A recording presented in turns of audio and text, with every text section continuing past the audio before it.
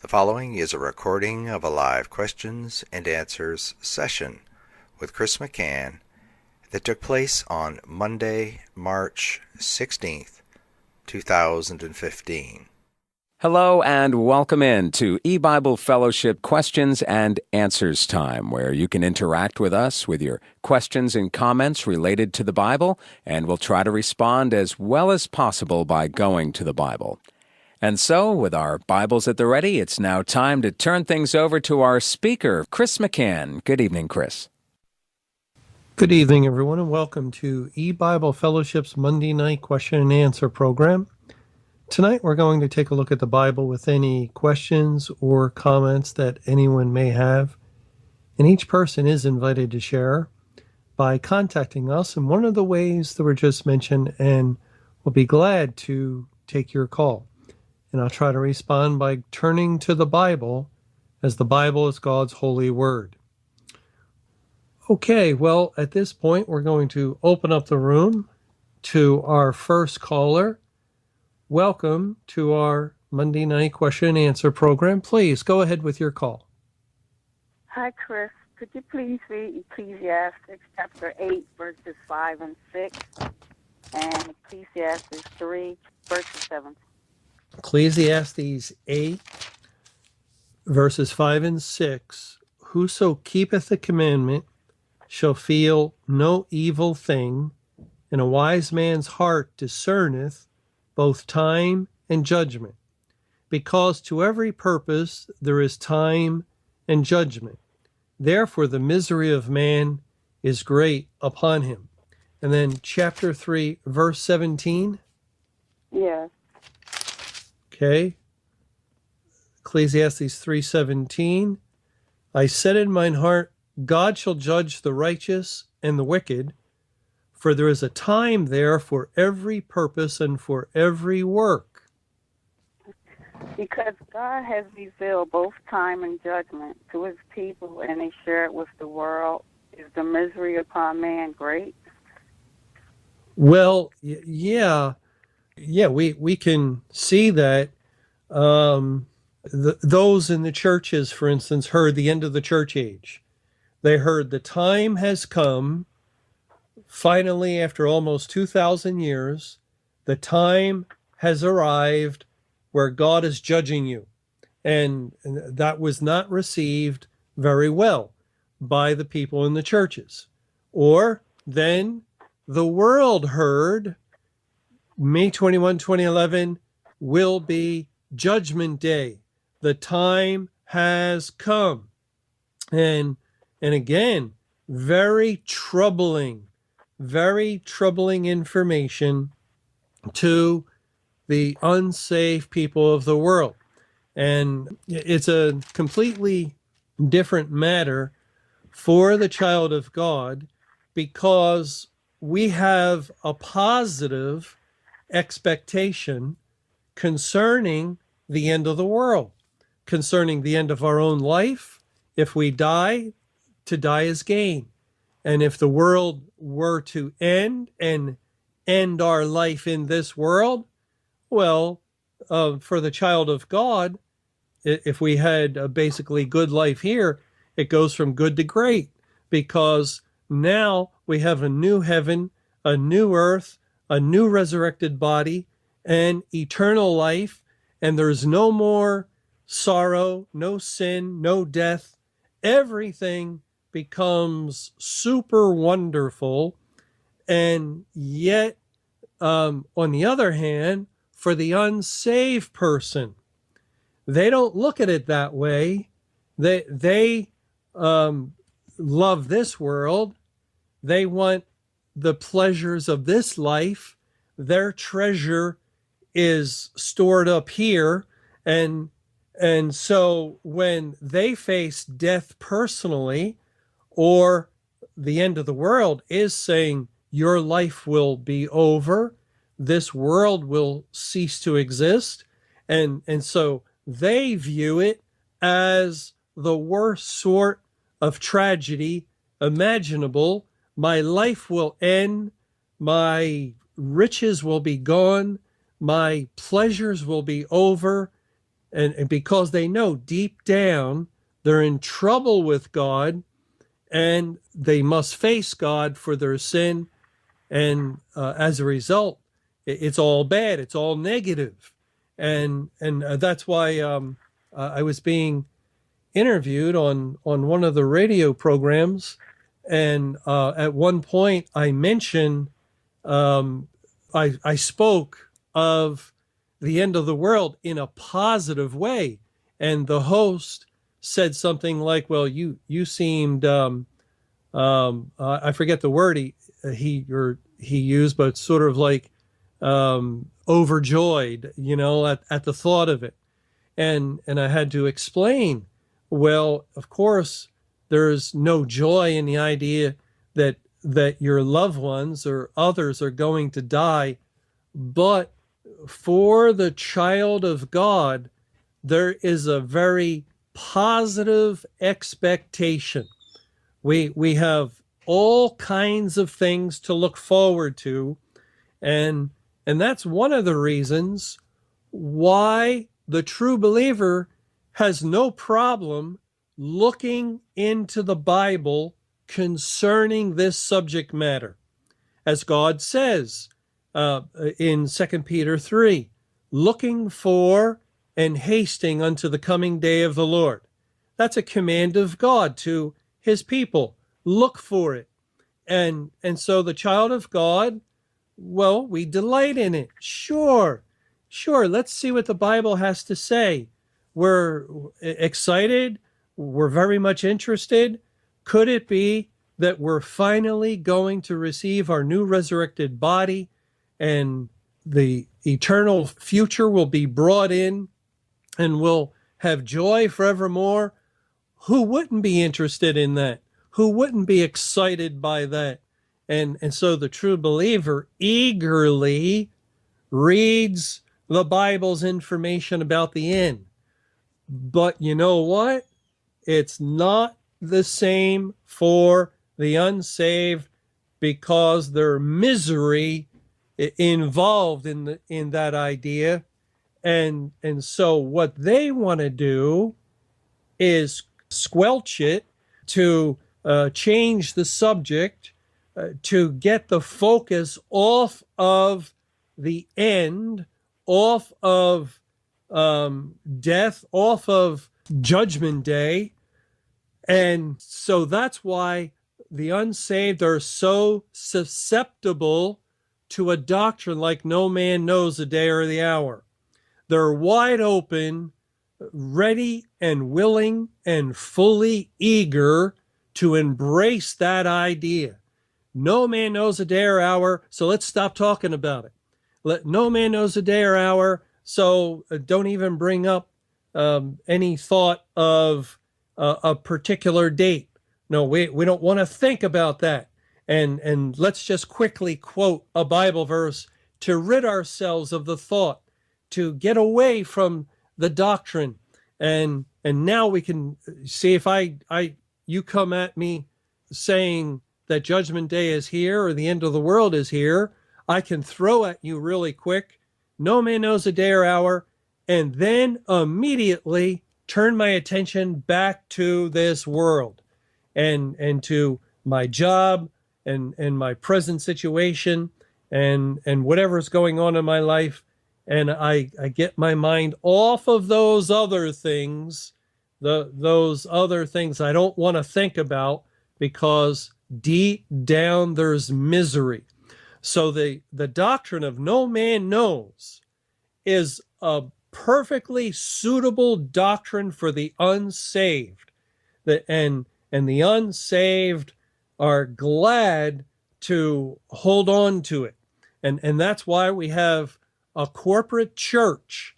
It doesn't matter which denomination, which particular brand of Christianity, Catholics, Protestants, Independents, they all with one voice said, no man knows a day or hour. And it's practically the only thing they're unified on, because it's a dead church. It's a church full of unsaved people, and they do not want to seriously look at the topic of the end of the world, because if they're unsaved, their riches and treasure and pleasure, their life, their inheritance is now. It's only for this world, and that's a fearful thing to have the idea of all that you possess, the idea of it all disappearing. It's not a pleasant thought. But thank you for sharing those verses. And let's go to the next person on the phone. Welcome to our Monday night question and answer program. Please go ahead with your call.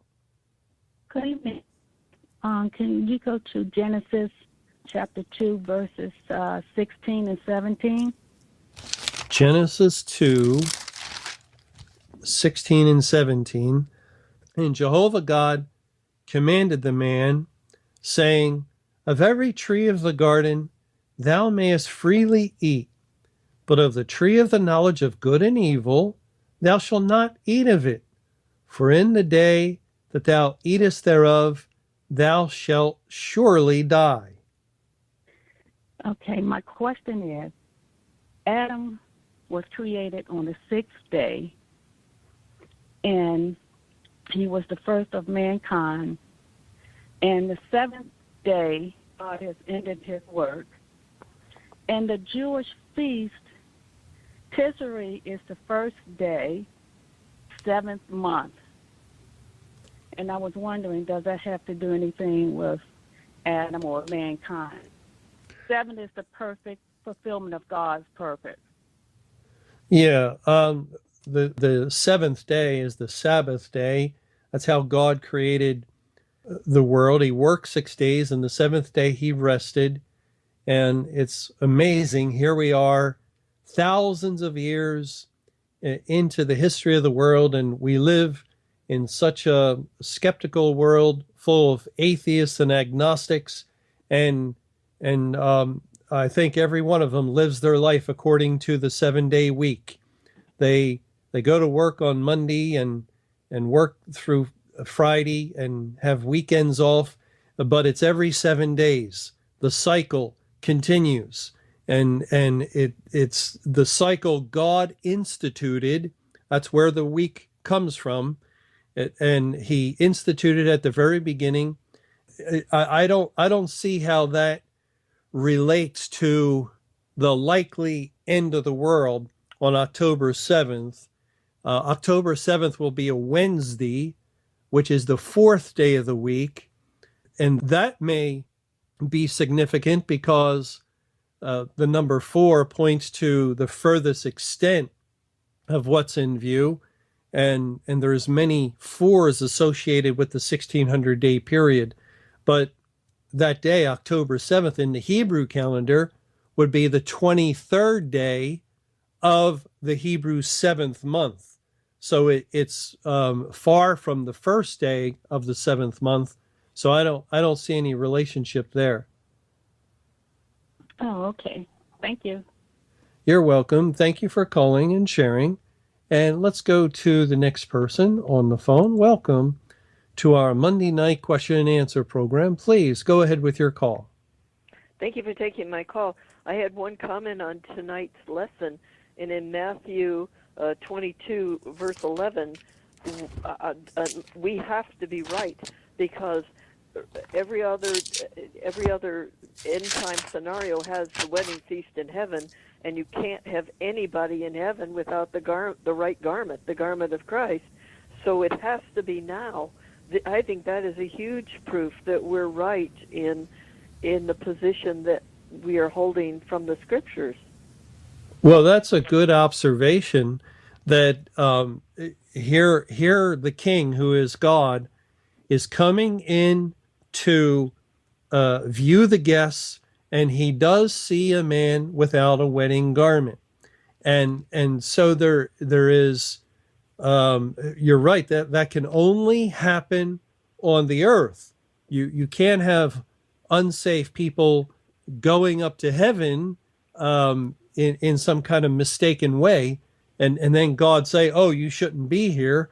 No, it's happening on the earth while there's still time, and some people who hold to the doctrine of annihilation now, presently, they hold to that doctrine and they like that idea. Of course, it's true. It's a true and faithful doctrine, so it is a good thing, and I'm glad people appreciate and like it. But they may not understand that we came to the knowledge of that doctrine, or Mr. Camping began to understand God's final judgment more accurately. He began to understand it would not be a place called hell, due to the understanding of the 5 months period of time after Judgment Day would take place on May 21, 2011. Of course, he was incorrect and we were incorrect concerning the literal 5 months and the duration of time, but it was correct that there is time after Judgment Day begins.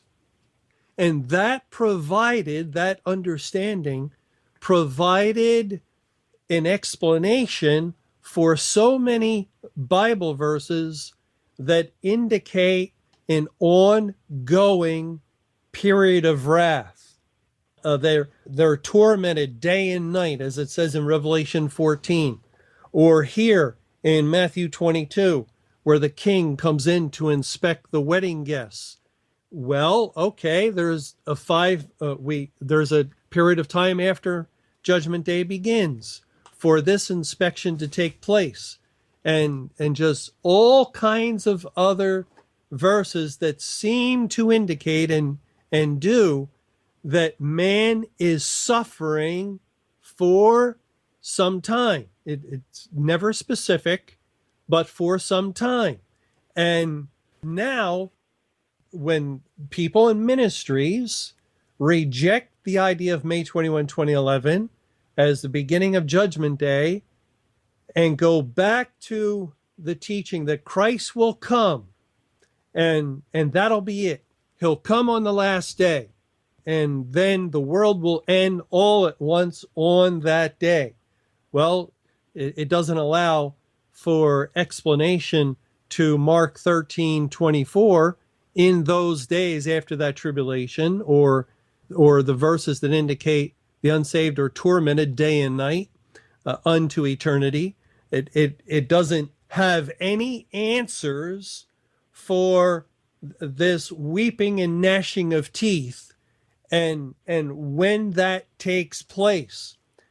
So I in all likelihood, or probably, if time were to continue on, they would be forced to return to the doctrine of eternal hell if they would continue to hold on to the conclusions they've held on to, or if they continue to reject the teaching of the Bible concerning Judgment Day beginning on May 21, and the fact that we're living in the period after the tribulation. If they would continue to reject that and also do some Bible study and not just ignore all these verses, but investigate them and dig into them, there's only a couple of ways it could go.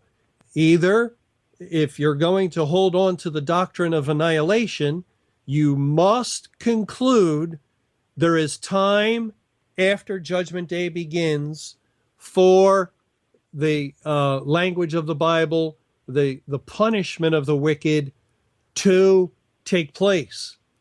Or, again, probably you're going to return to the doctrine of teaching eternal hell. It's just a matter of time. But my question had to do with Sunday. In the question and answer, I just couldn't follow. You talked about a millennium Sabbath. I believe the lady was asking about the names well, of the patriarchs. Yeah. In the Bible, we know that names have meaning, and Noah's name means rest. It's very close if not the same word. It's been a while since I looked at it, but it's either very closely related or even the same word as when God speaks of the Sabbath rest. That's what Noah's name means. And let's see if we go back to Genesis, and it says in Genesis 5, verse 29, and he called his name Noah, saying, "This same shall comfort us concerning our work and toil of our hands, because of the ground which Jehovah hath cursed." There it says he'll comfort, but notice it says concerning our work and toil. Really, it's saying this child Noah will give us rest concerning the work of our hands. And it appears, or there's, I'm not too dogmatic on this, but we know when the flood occurred, it was 6,023 years from creation. And we also know that God does allow for viewing a single day as 1,000 years. And so with the first week, there was 6 days God worked. The seventh day, he rested. Well, from the point of creation, if we were to understand a day for 1,000 years, as 2 Peter 3 mentions that, then it's almost as though God went 6 days or 6,000 years to the point of bringing judgment, but then there was a 23-year tribulation period, and then he destroyed the world at what would be considered the beginning of the seventh day. In millennial terms, it would be, one day it would be that 7,000th year beginning. And it's almost as though God observed a millennial Sabbath by destroying the world. And that's because at that time, the seventh day was the Sabbath day. Saturday, the seventh day, was the Sabbath from the beginning. Well, then from the flood, if we go one day as 1,000 years, we know there is 7,000 years to May 21, 2011, Judgment Day. Oh, but at that time, you see, God didn't destroy the world at the beginning of the 7,000th year because he changed the Sabbath day. He changed it from Saturday to Sunday. So in a way, of May 21, 2011 would have been the dawning of the 8th day in millennial terms, and that would return to the first day of the week, Sunday. And so again, it could be, there's a possibility that God judged the first world in observance of Sabbath, and then brought judgment on the second world, our present world, again in observance of a millennial Sabbath. It seems to fit. Wow. Thank you. You're welcome. Thank you for sharing your question and comments. And let's go to the next person on the phone. Welcome to our Monday night question and answer program. Please go ahead with your call. Good evening, Brother Chris. The lesson tonight, again, a good example of, the frightening part of, studying the Bible and, revelation in the time we're living in. It is troubling in one sense, and it is glorious on the other sense, that we are there. I still, with me, my concern is, I was out there today and I probably gave it about 10 tracks. I was in an area where a lot of people from foreign countries and so forth in that area, and about 10 tracks. And one lady asked me question. She said, "What is this?" So I told her briefly, and she said, "God will not do that. Christ is waiting for everybody to come to Him." So I just said, "Okay," and she go her way. I went, I turned to the other side. I'm so saddened, you know. As I was going through the Psalms, today on my travels, I was listening to the Psalms, and he talks a lot about punishing the wicked and so forth. But it is very grievous. So, what's your take on that? Well, it's Judgment Day, and it was grievous during the Great Tribulation. Jeremiah was the weeping prophet because he had to tell his people God's judgment was on them, and it was sorrowful to let those in the churches know that God's wrath is on you. But at least we had some comfort of knowing God had a plan to save a great multitude. And now, well, that's completed. It's over. It's done with. We can thank God. We can lift up his name and praise him for the fact that he has completed his salvation plan, and we really should be praising him as much as possible for the wonderful things he's done for us and for his people, and so on. But there is an element always at this time of sorrow, and it's a grievous time. And I think that's one of the reasons that God emphasizes in Hebrews chapter 12 that he scourgeth every son that he receiveth. And then he says that, let me turn back there in Hebrews 12. He says a little further on in that passage in verse 11, "Now no chastening for the present seemeth to be joyous, but grievous." And the word joyous, why does God say that? And we could show how, as Christ experienced scourging and chastening, he was under the wrath of God.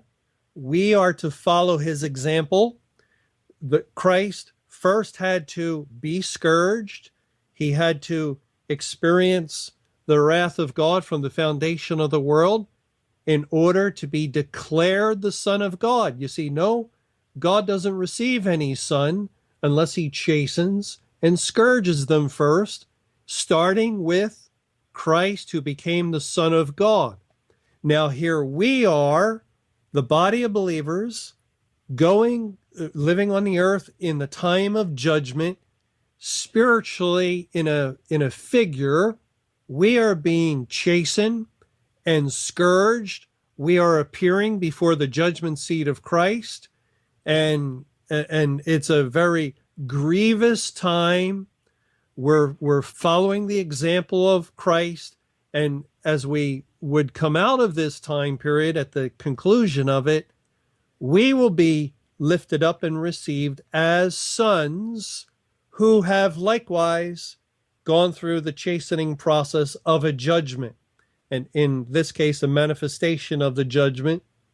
But when God says, "No chastening for the present seemeth to be joyous, but grievous," he's really saying there is no salvation taking place, because when the Lord saves people, there's joy in heaven over one sinner that repenteth. But at this time, during the outpouring of his wrath on the world, it's not joyous. There is no joy in what is taking place, because no one is being saved. It is grievous. So it's a correct word to use, but again, we can be thankful that God says that he does this to every son he receives. It says in Hebrews, but I think it says in Proverbs, every son that he loves. And so it's an evidence, it's an indicator we're on the right track, the right path. This is something that every son must experience in order to come through the fire and to be received by God as one of his adopted children. But thank you for calling and sharing. Let's go to the next person on the phone. Welcome to our Monday night question and answer program. Please go ahead with your call. Hello, Chris. I had originally called up to offer a couple of verses to look at. When the parable of the marriage feast was brought up, I feel compelled to speak about that if I can. Be patient and let me try to tie a couple of verses together with that. Well, we only have a few minutes left, so please try to summarize it. Okay, Hebrews 10, 38, 39. Hebrews 10, 38 and 39. Now the just shall live by faith, but if any man draw back, my soul shall have no pleasure in him. But we are not of them who draw back unto perdition, but of them that believe to the saving of the soul. All right, and 1 Corinthians 15, 1 through 3. 1 Corinthians 15, 1. Moreover, brethren, I declare unto you the gospel which I preached unto you, which also ye have received, and wherein ye stand, by which also ye are saved, if ye keep in memory what I preached unto you, unless ye have believed in vain. For I delivered unto you first of all that which I also received, how that Christ died concerning our sins according to the Scriptures. Okay. It's undoubtedly speaking about Christ going to the cross, because it goes on to say that. No, that's why in the King James it says died for our sins, and that makes it sound as though he paid for sin at the cross, but actually the Greek word that's used here, if I could read my writing, I give you the Strong's number. I think it's 5228, but please check that out. It means concerning our sin. And that's exactly what Christ did when he went to the cross. It was concerning our sin as he demonstrated the things that he had done from the foundation of the world. But thank you for calling and sharing. And let's go to the next person on the phone tonight. Welcome to our Monday night question and answer program. Please go ahead with your call. Hi, Chris. That word you were looking for before was euphoric. But I was wondering if you had ever laid out in writing about the temple in Ezekiel and Revelation. Is that too complicated to go over now, or could you? Oh yeah, we don't have that much time, and I would need to be reminded myself. I think you're referring about the way that the number 1600 and 40 times 40 fits into that. Yes. Yeah. I don't know if it's all that complicated, but it would take a little time to do that. We don't have that kind of time tonight. Okay. But thank you for calling and sharing. And let's go to our last caller tonight. Welcome to our program. Please go ahead with your call. Good evening, Chris. Could you please read Genesis 3, 17 through 19? The question is, would this time when they were cursed, and then reading a verse in Revelation 10:20, where Satan and mankind are thrown together in the lake of fire, and then one of the verses in Revelation 19, verse 9 and 10, right? Would that it seems that God is cursing our forefathers, parents, Adam and Eve, and Satan. What I'm trying to say is sin and Satan and the beast and all the unsaved are destroyed also at the same time. Can we think of the possibility of Satan and man falling into sin at the same time in Genesis, as we read in Genesis? Well, Because they're both destroyed off at the it same wasn't time. quite the same time. Of course, it was. It happened very close together, but Satan had to fall first in order to come to attempt to deceive. When he's infilled this serpent, and he's already fallen, he's already sinned. Just about after the creation, though. Oh yes, it's very close together in time, and so too is the final judgment of Satan and mankind. We know on May 21, 2011, God judged Satan and all the fallen angels. He judged every unsaved man in the world. He judged every unsaved person in the church. More so, they received greater judgment. The whole kingdom of Babylon fell, and then finally, on the conclusion of this period of time, they will all be annihilated at the same time. So that's true.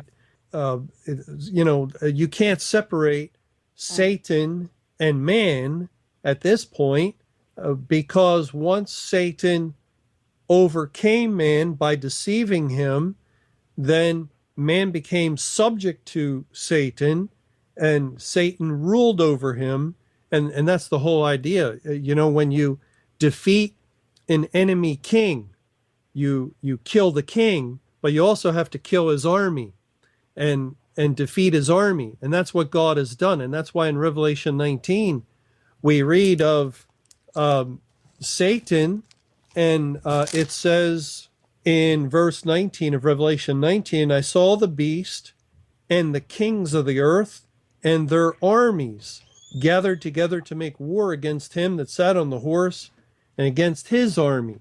So it's God and his army, the saints, and Satan and his army going to war, doing battle, and God destroys his enemy completely, and that would include Satan and demons as well as men. But thank you for calling Chris, and sharing. I'm sorry, I gave you the wrong, just for the records, I gave you the wrong verses. I was looking at Revelation 20 when I said to you before in Revelation 19, verses 9 and 10. I'm sorry, instead I said Revelation 19, 9 and 10, which is talking about blessed, the... Yes. Well, you meant Revelation 20. Sorry. I actually checked that when you said that. But yes, thank you for correcting that. And thanks for calling and sharing. I would like to thank everyone for joining with us tonight and sharing your questions and comments, and especially the Bible verses we had an opportunity to read and consider. But we've come to the end of our time tonight. So for now, I'll say good night, and may the Lord's perfect will be done. And thanks for joining us again for EBible Fellowship's Questions and Answers Time with your speaker, Chris McCann. You can join us for these questions and answers sessions Sunday afternoon following Sunday studies, and Monday and Friday evenings following the Monday and Friday evening studies. Until next time, may the Lord's perfect will be done.